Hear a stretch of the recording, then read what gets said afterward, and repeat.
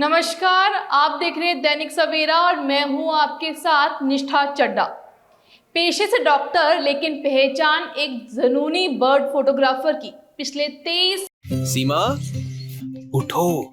क्या हुआ? चेकअप के लिए जाना है ना। सोने दो ना। उठो। अगले हफ्ते चल पड़ते। थोड़ी देर हो जाएगी तो क्या हो जाएगा? देखा, इसलिए जरूरी है टाइम का ख्याल। गर्भावस्था के पहले 3 महीनों के अंदर HIV और सिफिलिस की जांच जरूर कराएं, ताकि शिशु को HIV संक्रमण से बचाया जा सके और माँ और शिशु एक स्वस्थ और लंबी जिंदगी जी सके। समय का मोल HIV पे कंट्रोल। गर्भावस्था की पहली जांच में ही HIV और सिफिलिस की जांच जरूर कराएं। वर्षों से 600 से अधिक पक्षी प्रजातियों का फोटोग्राफिक रिकॉर्ड, 60 से ज्यादा शोध पत्र और हिमाचल में कई दुर्लभ पक्षियों का वैज्ञानिक दस्तावेजीकरण। आज हमारे साथ हैं प्रसिद्ध बर्ड फोटोग्राफर और चिकित्सक डॉक्टर अभिनव चौधरी, जो अपने इस अनोखे सफर पक्षी संरक्षण और युवाओं के लिए अपने संदेश पर विशेष बातचीत करेंगे। तो चलिए सीधे चलते हैं डॉक्टर अभिनव चौधरी के पास। मेरा नाम डॉक्टर अभिनव चौधरी है और मैं स्किन स्पेशलिस्ट हूँ। अभी जोनल हॉस्पिटल धर्मशाला में मेरी पोस्टिंग है और मैं पिछले 5 साल से वहीं पे हूँ। मैंने बर्डिंग की शुरुआत छोटे होते से कर दी थी, पर तब इतना ज़्यादा नॉलेज नहीं था। तब हम जो आसपास घर के आसपास बर्ड्स देखते हैं, तब उन्हीं का आइडिया था। जैसे जैसे एज बढ़ती गई और रिसोर्सेज बढ़ते गए, वैसे वैसे बर्डिंग भी बढ़ती गई। कुछ सालों के बाद, जैसे 2002 के आसपास, तब कुछ बुक्स ली मैंने, तो थोड़ा सा बर्डिंग में नाम पता लग गए मेरे को कि कौन से बर्ड का क्या नाम है। तो ऐसे टाइम के साथ साथ जैसे जैसे बुक्स बढ़ती गई, नॉलेज बढ़ती गई, तो ज़्यादा बर्ड्स देखते गए। घूमने का दायरा भी बढ़ता गया। सबसे पहले घर के आसपास के बर्ड्स देखे, फिर थोड़ा दूर के देखे, फिर हिमाचल के दूर दराज के अलग अलग कोनों के बर्ड्स भी देखे। तो धीरे धीरे फिर बर्डिंग ऐप्स आ गई, उसके बाद आई वो, तो उसके बाद उनका भी यूज़ किया, क्योंकि हर चीज़ का अपना फ़ायदा है। तो शुरुआत में तो सिर्फ दूरबीन ही रही, फिर कैमरा आया। कैमरे से काफ़ी आसान हो गया बर्डिंग, और उस बर्ड्स की फ़ोटो लेके उनकी आइडेंटिफिकेशन भी आसान हो गई और उनका डाटा रखना भी आसान हो गया। देखिए जी, जो पक्षियों का और नेचर का की तरफ प्रेम है, वो तो प्रोफेशन में आने से भी पहले का है। वो आपका काम है, वो और दूसरा आपका शौक है। तो जब भी टाइम मिल पाता है अपने प्रोफेशन से हट के, तो बर्डिंग कर लेते हैं। जब छुट्टी मिलती है या जब सुबह के टाइम, जब ड्यूटी से पहले मॉर्निंग वॉक पे जाएंगे, तब भी बर्डिंग घर के आसपास की जा सकती है।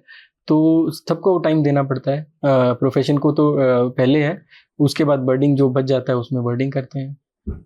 देखिए, ये जो हमारे उत्तरी इलाके हैं हिमाचल के, लाहौल स्पीति पांगी और जो मेन ज़्यादा जो हाइट पे स्पीति वैली, तो उसमें थोड़ा सा चुनौतीपूर्ण रहता है कि बर्ड्स की संख्या कम है।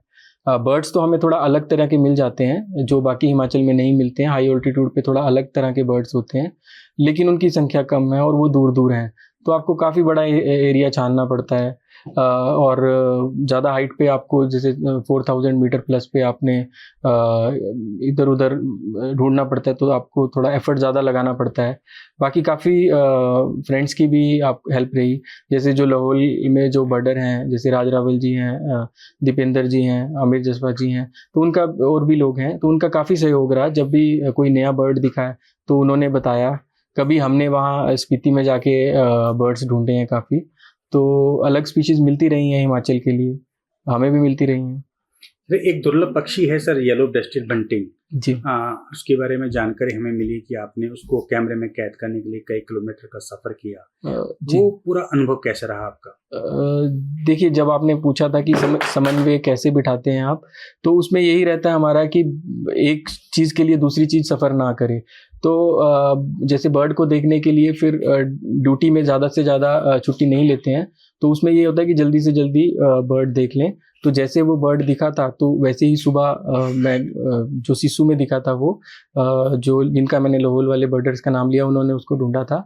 तो सुबह मैं जैसे 4 बजे घर से चल पड़ा, और 11 बजे वहाँ पहुँच के हमने 3-4 घंटे सबने मिल के बर्ड्स का फ़ोटो लिया।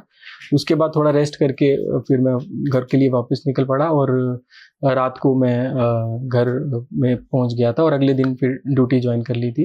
तो ऐसे थोड़ा समन्वय बिठाना पड़ता है और वो मतलब अनुभव होता तो थकाने वाला है, लेकिन जब भी आप उसका फ़ोटो देखते हैं तो आपको खुशी की होती है, काफ़ी खुशी होती है कि आपने इतनी एफर्ट की और वो रंग लाई और वो ऐसा बर्ड मिला जो हिमाचल में दूसरी बार दिख रहा है या तीसरी बार। और कई बर्ड्स ऐसे थे जो फर्स्ट टाइम भी दिखे हैं, जैसे अभी रक्षम में पर्पल बैक स्टारलिंग दिखा था, वो हिमाचल में पहली बार दिखा था।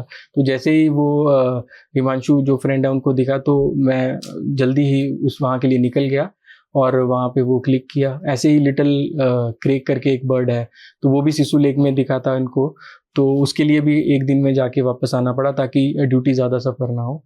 तो अच्छा रहता है। और कई बार ऐसा भी हो जाता है कि बर्ड नहीं मिलता है या हम दूर जाते हैं और बर्ड नहीं मिल पाता है। जैसे उदयपुर में एक जैकडा नाम का कौवे की फैमिली से एक बर्ड होता है, वो वहाँ पहली बार दिखा था, लेकिन वहाँ जाने के बाद भी वो नहीं मिल पाया। तो वैसे ही एक दिन में हमें वापस आना पड़ा, लेकिन बर्ड नहीं मिला। तो वो भी अनुभव रहता है कि कभी बर्ड मिलता है, कभी नहीं मिलता है। तो जब मिलता है तो ज़्यादा खुशी होती है, तो जब नहीं मिलता है तो हमें थोड़ा सा जूझना पड़ता है। सर, हिमाचल का एक पक्षी है सर, वेस्टर्न ट्रैगोपन, उसकी तस्वीर लेना काफी दुर्लभ माना जाता है जी। या ऐसा अन्य जो कोई पक्षी है जो उसको शायद कैमरे में कैद करना जी। काफी मुश्किल होता है जी। तो इस तरह की फोटोग्राफी के लिए आपको किन किन चुनौतियों का सामना करना पड़ा था, और क्योंकि ट्रैकिंग में भी जाना पड़ता है आपको, जी, तो कुछ शेयर कीजिएगा सर। देखिए, जो वेस्टर्न ट्रैगोपन है वो हिमाचल का स्टेट बर्ड है, तो वो उसका काफ़ी सदियों से उसकी हंटिंग हो रही है, तो वो काफ़ी सेंसिटिव हो गया ह्यूमन प्रेजेंस के लिए। तो वो काफ़ी दूर से चला, जब भी आदमी की आवाज़ को सुनता है या पता लगता है तो काफ़ी दूर से वो भाग जाता है।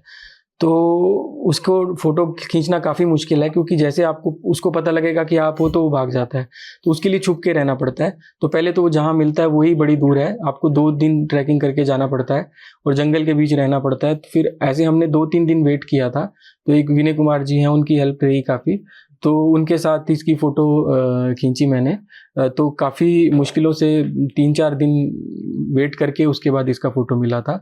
ऐसे और बर्ड्स भी हैं जिनकी फ़ोटो लेना मुश्किल होता है, जैसे कोन क्रेक है, वो भी छुप के रहने वाला बर्ड है, तो काफ़ी घंटे वेट करना पड़ा था उसकी फ़ोटो लेने के लिए। तो काफ़ी बर्ड्स थोड़ा सा आपकी पेशेंस को टेस्ट करते हैं, तो दिक्कत रहती है कुछ बर्ड्स की। कुछ बर्ड आपको आसानी से फ़ोटो दे देते हैं। आपके नाम पे सर अभी तक कितने पक्षियों का रिकॉर्ड है कि आपने उनको शूट किया है? और दूसरा साथ ही ये भी बताएं कि वैज्ञानिक, अगर मैं रिसर्च पेपर की बात करता हूँ, तो कितने पब्लिश हो चुके हैं? मैंने अभी तक पिछले 20-25 सालों से जैसे बर्ड्स खींचता रहा हूँ, तो अभी तक टोटल 600 स्पीशीज़ अभी फोटोग्राफ कंप्लीट हुए मेरे। 600 स्पीशीज़ जो टोटल स्पीशीज़ हैं वो एक 2017 में चेकलिस्ट रिलीज़ की थी डिपार्टमेंट ने, जिसमें काफ़ी नेशनल लेवल के साइंटिस्ट थे, उनका भी योगदान था। तो उसमें 672 स्पीशीज़ थी, तो 672 में से अब थोड़ी सी बढ़ के 700 के आसपास हैं, तो उनमें से 600 मैंने देख ली हैं और 25 थोड़ा सब स्पीशीज़ हैं वो देख ली हैं। तो अब धीरे धीरे थोड़ा सा और बढ़ाने की कोशिश करेंगे। और जब अभी हमें कोई नई इन्फॉर्मेशन मिलती है, जैसे कोई स्टेट में पहली बार बर्ड दिखा है, जैसे मेरे को अभी तक 30 बर्ड्स मैंने स्टेट के लिए कुछ अकेले और कुछ दोस्तों के साथ मिलके ढूंढे हैं। तो जब भी नया बर्ड मिलता है या कुछ रेयर बर्ड मिलता है तो उसका पेपर पब्लिश करते हैं, या कोई नया बिहेवियर मिलता है बर्ड का, या कोई और नई इन्फॉर्मेशन, या कोई देखने में कुछ अलग लगता है तो उसकी नई इन्फॉर्मेशन पब्लिश करते हैं अलग अलग जर्नल्स में। तो कुछ नेशनल लेवल के हैं, कुछ इंटरनेशनल भी हैं। तो अभी तक 60 से ज़्यादा पेपर मेरे पब्लिश हो चुके हैं, तो उसमें भी काम रिसर्च कर रहे हैं थोड़ा अमेच्योर लेवल पे। तो जितने से अब तक जो भी आपने पेपर पब्लिश किए हैं या जो फोटोग्राफ्स आपने कैद किए हैं कैमरे में, तो ऐसा कोई बिग अचीवमेंट है आपकी लाइफ में कि आपकी फोटोग्राफ को बहुत बड़ी तवज्जो मिली हो? देखिए, जैसे मैंने एक हिमालयन ग्रास ओपर वार्बलर होता है, वेस्ट हिमालयन बुश वार्बलर भी बोलते हैं, तो उसका थोड़ा सा स्टडी किया था उसकी प्लूमेज पे कि अलग अलग तरह से कैसा दिखता है, कहाँ कहाँ मिलता है। तो जब किया था तो उस टाइम उसके बारे में काफ़ी कम इन्फॉर्मेशन अवेलेबल थी। तो उसके बाद वो इंटरनेशनल जर्नल में छपा भी। और एक साइट है बर्ड्स ऑफ द वर्ल्ड, जिसमें पूरे वर्ल्ड के बर्ड्स की डिटेल्स दी हुई हैं।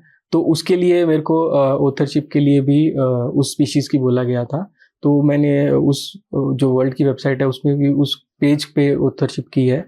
और इतने पेपर को देखते हुए जो इंडिया की सबसे बड़ा जो बर्डिंग जर्नल है अभी इंडियन बर्ड्स का है, तो उसमें मेरे को एडिटोरियल बोर्ड का मेंबर भी बनाया गया उस रिसर्च पेपर को देखते हुए। वाइल्ड लाइफ फोटोग्राफ जब करते हैं जी, और आपने जितने अभी तक जो भी कार्य किया है जी, तो उसको देखते हुए क्या वाइल्ड लाइफ डिपार्टमेंट ने आपसे कोई संपर्क किया सर? जी, वाइल्ड लाइफ डिपार्टमेंट का काफ़ी सहयोग रहा है। हमारा काम उनके साथ कंधे से कंधा मिला के है। हम सेंसस में भी जाते हैं और वो हमारी हेल्प भी करते हैं। जैसे कभी आपने किसी दुर्गम जगह पे जाना है जहाँ पे सिर्फ वाइल्ड लाइफ या फॉरेस्ट वालों का रेस्ट हाउस है, तो काफ़ी मित्र हैं ऐसे बीच, तो उन्होंने हमें काफ़ी हेल्प की और वहाँ पे बुकिंग भी कराई है और कुछ इन्फॉर्मेशन भी दी है कि जैसे कौन सा ट्रैक है, कहाँ पे जाना है। हमने कई सर्वेस पे भी पार्टिसिपेट किया है। और जब बर्ड सेंसस होता है पोंग डैम का, तो उसमें भी जाते हैं। और कभी वाइल्ड लाइफ वाले डिपार्टमेंट को कभी फ़ोटोज़ की ज़रूरत पड़ती है, कुछ डिटेल की ज़रूरत पड़ती है, तो हम अपनी तरफ से भी सहयोग देते हैं और ऐसे मतलब साथ में ही करते हैं काम। डॉक्टर चौधरी, जिस तरह से हिमाचल में 4 लाइन का निर्माण कार्य चल रहा है, इंडस्ट्री यहाँ पर आ रही है, होटलों का निर्माण किया जा रहा है, तो इन सब चुनौतियों के बीच में या इन सब विकास के बीच में क्या कभी आपको ऐसा कुछ देखने को मिला कि जो पक्षी यहाँ पर रहता था पर्टिकुलर एक स्थान पर, अब उसने अपना स्थान चेंज कर दिया है? देखिए, हम जो उसके रहने का स्थान है उसी पे कुछ और बना देंगे तो वो तो वैसे ही वहाँ नहीं दिखेगा।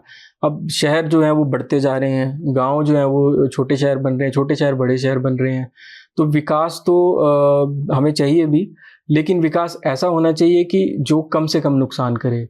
अब अनियंत्रित तरीके से जो कटान हो रहा है ना, और जो बचाया जा सकता है उसको भी नहीं बचाया जा रहा है। जो छोटे छोटे हैबिटेट्स हैं, जहाँ पे जैसे मार्श है, उसको जो ज़रूरी हैबिटेट्स हैं उन पे भी कोई कंजर्वेशन नहीं हो रही है ज़्यादा। जैसे जो मार्श एरिया है हमारा, स्थाना है एक जगह जो पोंग डैम के नीचे है, तो वहाँ पे भी मतलब प्रोटेक्शन की ज़रूरत है, लेकिन वहाँ पे जो गवर्नमेंट लैंड नहीं है वहाँ भी प्रोटेक्शन की ज़रूरत है, वो नहीं हो पा रही है उतनी। और बाकी भी कई जगह कटान काफ़ी ज़्यादा है, अगर कटान नहीं है तो डिस्टरबेंस काफ़ी है। जैसे इलीगल जो जड़ी बूटियाँ करते हैं नेशनल पार्क में भी, तो वो चुनौती रहती है कि वो रिमोट एरियाज़ में होते हैं और थोड़ा कंट्रोल करना मुश्किल हो पाता है, और हंटिंग भी काफ़ी होती है। तो काफ़ी लगभग जो वाइल्ड बर्ड्स हैं काफ़ी ज़्यादा नंबर जो है वो कम हो रहे हैं उनके। तो कुछ स्पीशीज़ ऐसी हैं जो अब पहले मिलती थी, अब मिलती भी नहीं है। कुछ स्पीशीज़ ऐसी हैं जो काफ़ी कम हो गई है, जैसे पाइड थ्रश है, जो मेरा 600 बर्ड है वो पाइड थ्रश है। तो पहले वो शिमला के आसपास काफ़ी कॉमन थी, लेकिन कुछ ऐसे चेंजेस आए जिसका अभी हमें नहीं पता कि वो लगभग वहाँ से गायब हो गई। अब वो पहले कुल्लू से लेके वो पूरे आगे ईस्ट तक, सारी उत्तराखंड और आगे तक मिलती थी। अब जो कुल्लू और शिमला से उसका कोई रिकॉर्ड नहीं है, पिछले काफ़ी सालों में उसका कोई फ़ोटो नहीं था। तो ऐसे ऐसे कुछ एक ऐसे स्पेशल बर्ड्स हैं जो काफ़ी कम हो गए हैं और बहुत मुश्किल से दिख रहे हैं, और कुछ ऐसे भी होंगे जो अब मिल ही नहीं रहे पहले, जो आसानी से मिलते थे। तो हमें प्रकृति का भी ध्यान रखना पड़ेगा और कम से कम नुकसान करके विकास की तरफ जाना चाहिए, और थोड़ा बचाना चाहिए जितना बच सकता है। आप ये फोटोग्राफी जो करते हैं पक्षियों की, सिर्फ शो के तौर पे करते हैं कि क्योंकि फोटोग्राफी के लिए, वाइल्ड लाइफ फोटोग्राफी के लिए काफ़ी महंगे इक्विपमेंट यूज करने होते हैं, तो आखिर आप आउटपुट कैसे देखते हैं? फिर आउटपुट हम देखते हैं कि जो आपको खुशी मिल रही है, और जो आप इंफॉर्मेशन इकट्ठी कर रहे हो अपने लिए, बाकियों के लिए, साइंटिफिक कम्युनिटी के लिए, जो नई इन्फॉर्मेशन आ रही है, और जो आप फोटो खींचते हो उससे किसी और को, आपको तो खुशी मिलेगी लेकिन किसी और को भी उसको देख के खुशी मिल रही है, तो आउटपुट उस वे में मेज़र करते हैं। मॉनेटरी बेनिफिट तो नहीं है, पर आप खुशी के तौर पे, और आप फिट भी रहते हो जब आप इतना ट्रैवल करते हो, तो आपकी बॉडी थोड़ा फिट रहती है। आपके 23 साल के सफ़र को अगर देखते हैं तो इसका आप श्रेय किसको देना चाहेंगे? फैमिली को देना चाहेंगे कि जिन्होंने हर मौके पे हेल्प की, और जाने के लिए प्रोत्साहित भी किया। बाकी सब दोस्तों का योगदान रहा है, जिसने भी जैसे नई स्पीशीज़ कहाँ दिख रही है वो बताई और वो मैं देख पाया, क्योंकि सब खुद ढूंढ पाना बड़ा मुश्किल है। आप नए एरियाज़ में जाते हो, सर्वे करते हो, आपको कभी कभी कोई मिल जाता है, लेकिन जो वहाँ बर्डिंग कर रहा है रूटीन में तो उसको मिलने का चांस ज़्यादा रहता है। तो सब फ्रेंड्स ने भी हेल्प की, काफ़ी लोग हैं ऐसे, कुछ का मैंने नाम लिया, कुछ का मैं नहीं ले पाया, और फैमिली तो है ही। क्या जी। आपको भी कभी एक इस बात का सामना करना पड़ा कि आपके पेरेंट्स ने ये कहा कि हमने तो आपको डॉक्टरी की पढ़ाई के लिए भेजा था, जी। अब आपने ये फोटोग्राफी का शौक दिखा, तो दोनों जी। में से बोले एक चीज करते हैं? ऐसा नहीं बोला, क्योंकि डॉक्टरी में कोई कमी नहीं छोड़ी। जब पढ़ाई का समय था तो अच्छे से पढ़ाई करी, उस टाइम बर्डिंग इतना नहीं करी, और जब पढ़ाई का समय समाप्त हुआ तो उसके बाद बर्डिंग में ज़्यादा चले गए। अब बीच बीच में तो अभी भी पढ़ते हैं, ऐसा नहीं है कि नहीं पढ़ते हैं, वो भी करना पड़ेगा, वो भी ज़रूरी है। सर, युवाओं को क्या संदेश देना चाहेंगे जो अगर इस फील्ड में आना चाहते हैं या आ रहे हैं? युवाओं को तो यही बोलना चाहेंगे कि बड़ा ज़्यादा फ़ोन में ना इन्वॉल्व रहें फ़ोन के साथ, और थोड़ा प्रकृति से जुड़ें, क्योंकि उससे आप जुड़ेंगे तो आप मेंटल हेल्थ भी आपकी अच्छी रहेगी और फिज़िकल हेल्थ भी अच्छी रहेगी, आपको नई चीज़ें देखने को मिलेंगी। और यही बोलना चाहूँगा, और नशे से थोड़ा दूर रहें। जब आपका ध्यान किसी अच्छी चीज़ पे होगा तो आपका ध्यान दूसरी चीज़ों पे वैसे ही कम जाएगा।